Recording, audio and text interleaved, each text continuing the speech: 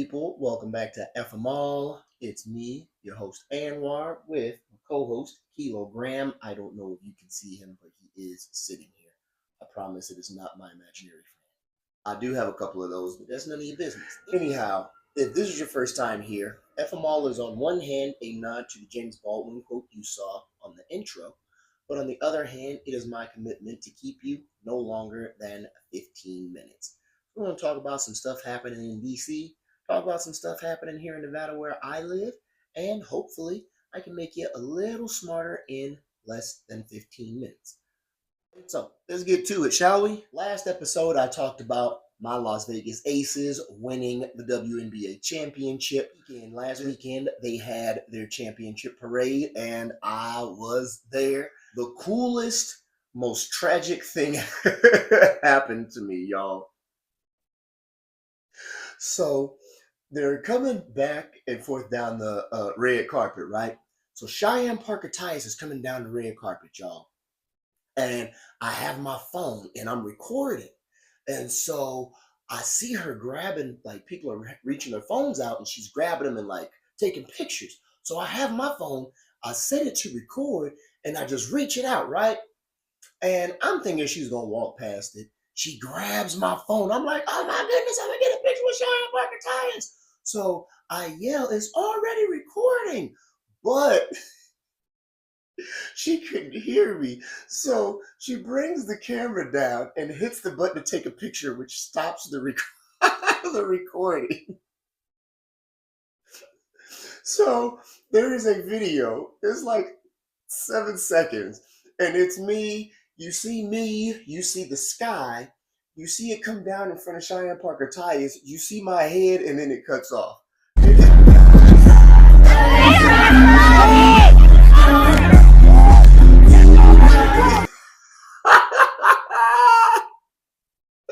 I was like, this is some shit that will only happen to me. But Ludacris performed, Crime Mob performed, so I got to see them again. Maya performed. I have been in love with Maya since my senior year of high school. And when I saw her on stage, I think I fell in love with her all over again. So if anyone watching this knows somebody who knows Maya, or Maya, if for some strange reason you are watching this, I love you. I do.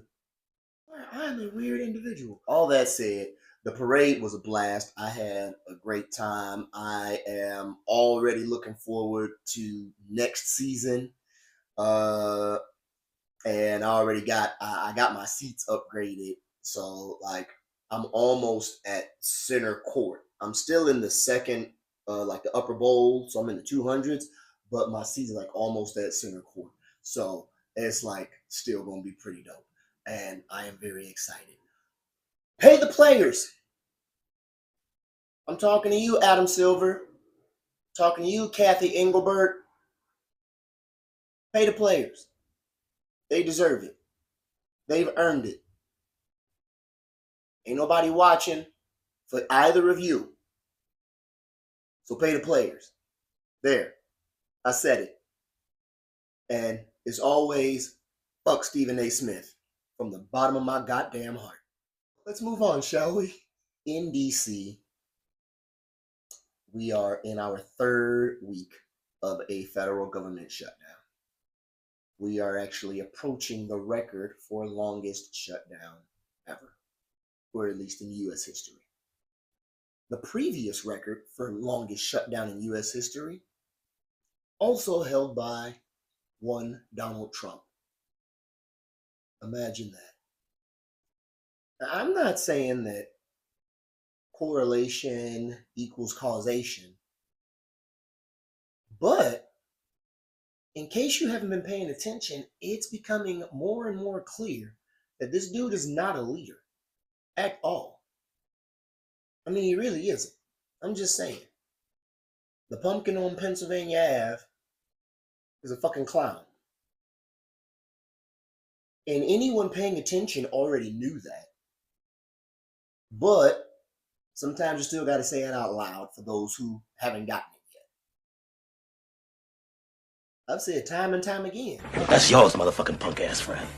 But the reason this matters so much is because while I misspoke last episode, where I said that the military hadn't been paid, they did get paid.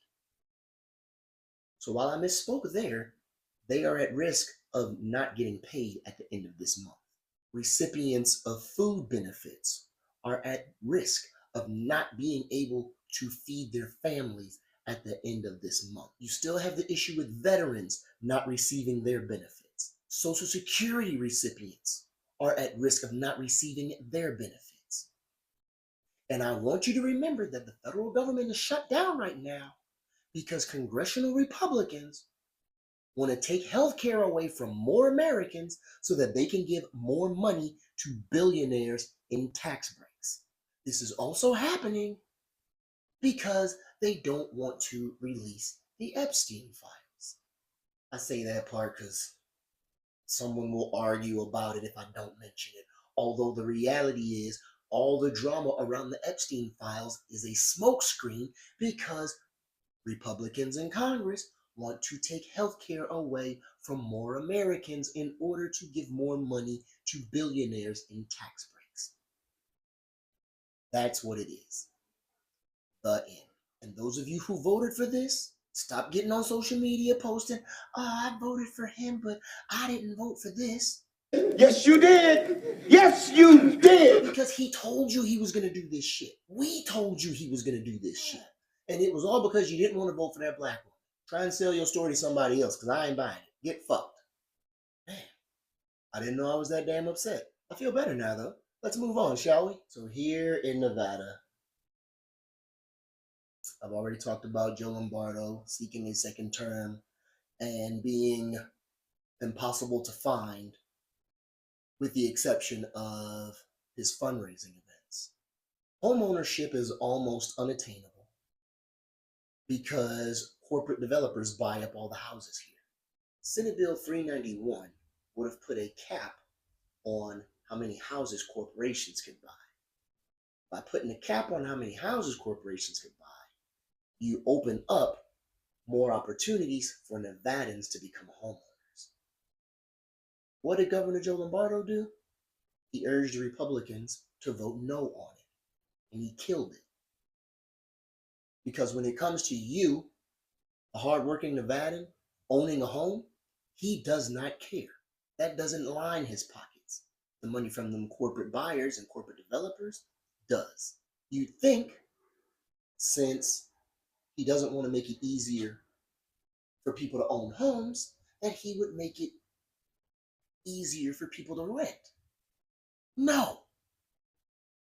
This past legislative session, the Nevada State Legislature passed multiple bills. Bills about habitability, bills about capping rent for seniors, bills about rent transparency, bills to reform the eviction process. The legislature passed, don't do that, buddy. This is what I'm dealing with, y'all. The legislature passed multiple bills to deal with this, to deal with the housing crisis. And Joe Lombardo vetoed all of them. All but, I think, one. So when it comes to living in Nevada, whether it's owning a home or being able to rent, this man is not on your side. That's in addition to the issues with benefits. That's in addition to the state being hacked and him being nowhere to be found. The man is not on your side. If you make minimum wage in Nevada, in order to afford an average mortgage, you have to work 191 hours a week. Ain't but 168 in a week as it is. We need a new governor because this dude ain't it. Matter of fact, you should check out whereislombardo.com. There's plenty of information on there so you can see what's happening in the state while we try to find out where he is and why he won't do anything about it. Also, be sure to follow the folks at Nevada Megaphone. They also put out a ton of information. And again, an informed voter is an empowered voter. I'm not telling you to vote one way or the other, but it's very clear that this dude is not on your side. I'm also telling you where to look so you can find information and learn about who actually is. So again, follow the folks at Nevada Megaphone. Don't forget to check out whereslombardo.com. Before I get out of here, this past week we had No Kings protests all over the US. And here in Nevada, I was asked to speak at one. So I went. I got a picture with Congressman Stephen Horsford, and I actually wound up speaking after he did. There was a small break in between, and then I spoke.